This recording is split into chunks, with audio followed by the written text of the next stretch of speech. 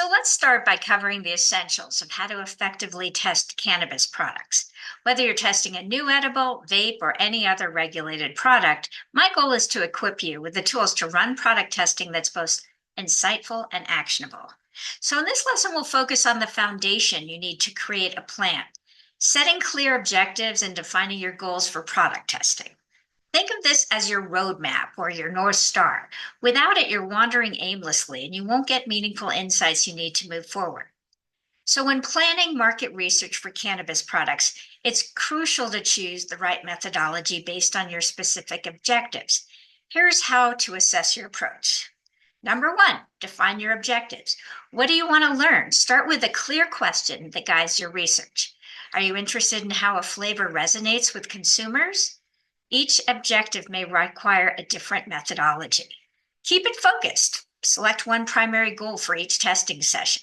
For example, if your goal is to evaluate flavor, structure your session to gather feedback on taste, texture, and aroma without diluting your focus with other variables. Next, choose your methodology. Different methodologies can be employed depending on your objectives and your resources.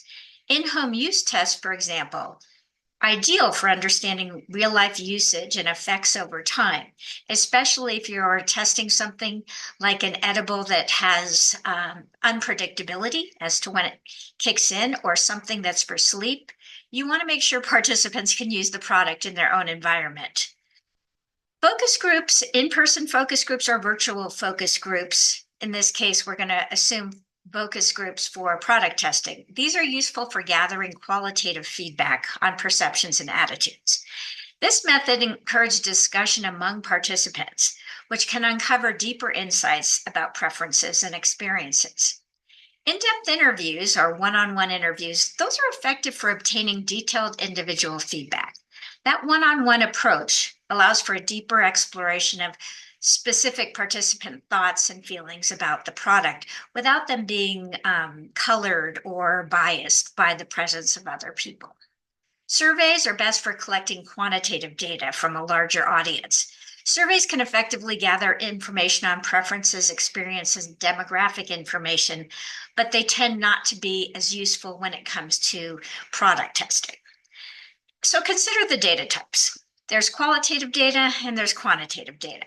Quantitative data focuses on numbers and measurable outcomes. For example, you might ask participants to rate a product's taste on a scale of 1 to 10. This type of data is excellent for spotting trends and making direct comparisons, but it does have its limitations. In order to have statistical significance, you have to have a certain robustness of sample to be able to confidently create charts and tables. You can still collect quantitative data, but it's more directional, and it has to be used cautiously. Qualitative data provides deeper insights into consumer behavior and preferences. It captures the reasons behind the numbers. For instance, if a product score does well for taste, qualitative feedback might reveal issues like a bitter aftertaste that numbers alone or an overall score might not pick up on. A balanced approach is using both types of data. That'll yield the richest insights, and we try to do so when we're doing product testing. Then there's looking at whether you're going to have what's called a blinded study, or are you going to disclose or make people aware of the company who's sponsoring the study. In a blinded study, participants are unaware of the brand they are testing. This is great if you want a method that reduces bias and allows for more objective feedback solely based on product attributes like taste, effect, texture. If you want to evaluate how your product performs relative to others without brand influence, a blinded study is advisable. And that's generally the way that I go, because oftentimes I'm looking at products that are in development. They're not currently in widespread release, so they are put together in ways and packaged in ways that someone wouldn't know what brand it was coming from. Company disclosure is good when you want people trying your product or unboxing your product, and you want valuable insights into the brand perception as an overlay.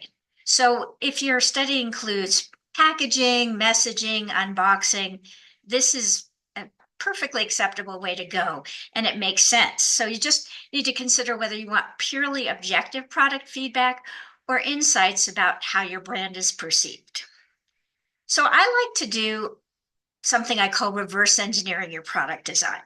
So you visualize the outcome. Think about what you want to achieve. If you're testing a new strain for relaxation, design your study to include relevant conditions such as dose timing and participant expectations. Create relevant questions. Develop questions and feedback mechanisms that align with your desired outcome. Avoid collecting data or information just for the sake of it. Make sure every question serves a purpose. So here are some things to consider when you plan your research design. Identify products to test, determine whether you're focused on a single product or multiple variations in flavors or dosages. Clearly outline each variation in your plan. Limit the number of samples. If you're testing multiple products, keep the number manageable. Depending on the dosage and your timing, you probably don't want to go with more than 3 or 4. There are exceptions to this, but you have to be aware of their trade-offs. This approach helps participants stay engaged and provide thoughtful feedback without the risk of their mindset or opinions being biased by having had too many samples. Consider competitive products. Including competitor products in a blind test can provide valuable feedbacks about how your product compares without the branding that surrounds it. This can help minimize bias based on brand preferences if you do a study where people are aware of what they're trying. As you implement and monitor, think about these things. Execute your plan in carrying out the research according to your design, making adjustments as necessary based on observations, participant feedback, and how people are engaged. Gather and analyze the data. Collect the results systematically and analyze them to draw actionable insights. In conclusion, a well-structured research design is the backbone of successful product testing, especially in cannabis.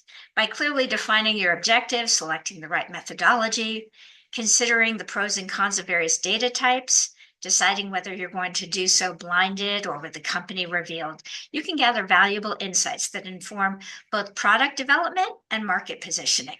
Remember to keep your focus tight and purposeful to maximize the effectiveness of your research. Thanks for participating, and always feel free to reach out if you have any questions.